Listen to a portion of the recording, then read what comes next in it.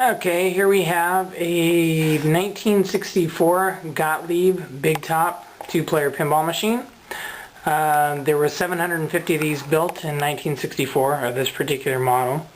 And this is the first machine that I have refurbished and got working. I bought it, it was totally dead. And I got it off of Craigslist. Believe it or not, you can tell it came out of a bar. One of the things is that yellow color that it looks the main color. It's supposed to be white, but that's all the nicotine stains. But sometime, I'm guessing in the late 60s or early 70s, the bar owner, when he had the bar stools done, had the upholster the machine. So when I got it, it was upholstered with this just really hideous brown tufted velour. So that was the first thing to do, is take all that off, and then it was just a totally dead machine. So I ended up cleaning all the contacts and making a lot of adjustments and replacing some parts. The good thing about these older machines, it's kind of interesting, is when I grew up playing pinball in the late 70s through the 80s, the general object of the game was to just keep the ball in play and hit as many things as possible and try to get a high score. There would be some small tasks that would get you bonus points and so forth, but with the older games there was multiple ways to win a free game, or in this case, this particular machine doesn't award free games, you get extra balls. So one of the ways is to get a high score. If you get 2,000 points, you get an extra ball to play. Another way to do it is up here, there's these targets where it says 1, 2, and then 3, 4. And you have to put those out in sequence, so when you hit the target, you hit 1 and it'll light up, and then 2 and it'll light up.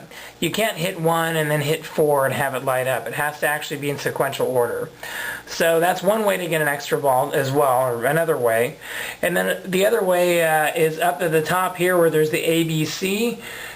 When you start the game, or start each ball, one of the lights up at the top of the field will light up, and then if you roll through that gate there it will light up a corresponding A, B, or C down there. And if you roll through that gate with the A, B, or C lit, that gives you an extra ball as well. Some of the other features too, you have slingshot down there, so if you hit this rubber, it's got a little thing that hits the ball there, and on that side as well. You also have these pop bumpers here. Now, with modern machines, the score's in the millions, but with these, it's 2,000 points is a free ball, an extra ball. So what each bumper does is, when it's unlit, it's 1 point, but when it's lit, it's 10 points.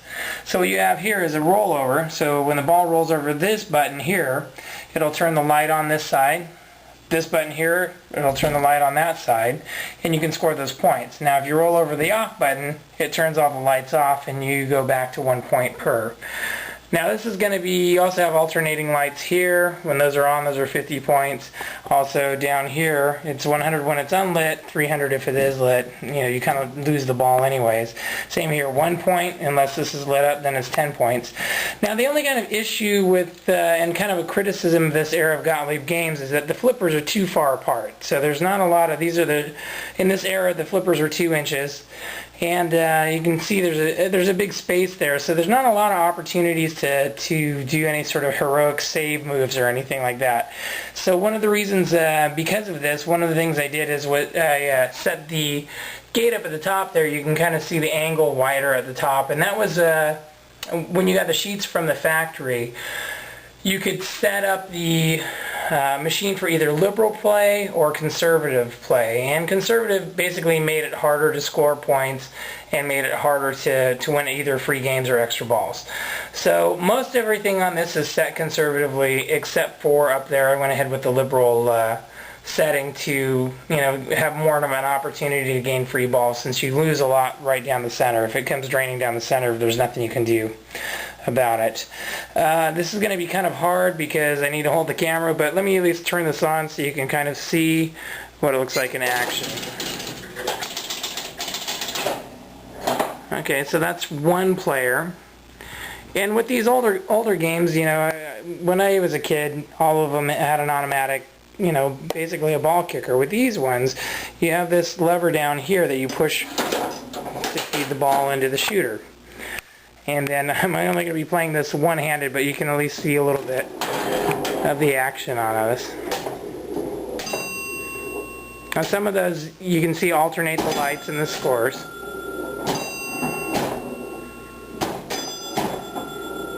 I'm playing right-handed, so that's why I'm not hitting anything up. There we go, I can't do anything with that.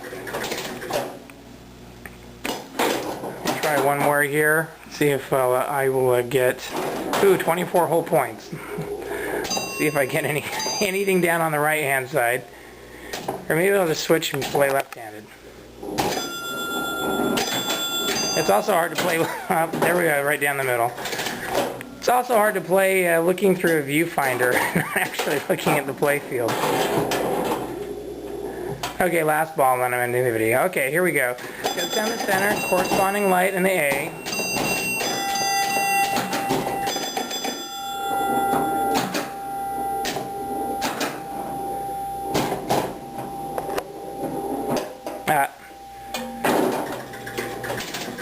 Anyways, it gives you a rough idea. I'm obviously not a very good one-handed pinball player.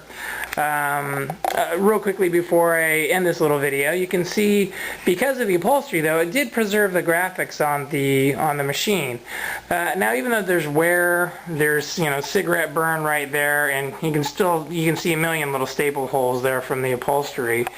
And then up at the top, I don't think you can see it, but when it is time in a bar, people will like carve their name in there and their high score and so forth. It's almost, I kind of like the patina, even though the staple holes bug me. I kind of like the history, keeping the history of it intact, and so I wouldn't want to refinish this cabinet. It's just a little too nice to be able to make it look all shiny and pristine. As you can tell, the big problem with the early pinball machines is the inks that they used on the back glass would flake. Now there's not too much in the way of this. There's a couple scratches between the score reel numbers at the top, and then there's where the back electronics are mounted on a board. They used to put these foam strips on there, and it's kind of eaten away the paint a little bit on the clown's jacket. But the cool part about it is, with all the patches and the tears in the clown's jacket, it's hard to tell because it looks like it's part of this ratty jacket anyways. Playfield really lucked out. Not much in the terms of wear at all. A little bit around the pop bumpers. I didn't want to fix that, so I just put these Mylar discs to save it from further deterioration. But the playfield is really, really clean. It's been a really fun project. I'm kind of hooked on doing this pinball stuff, and kind of keeping my eyes peeled for more dead machines to bring back and enjoy. Anyways, that's it. I hope you enjoyed this short video.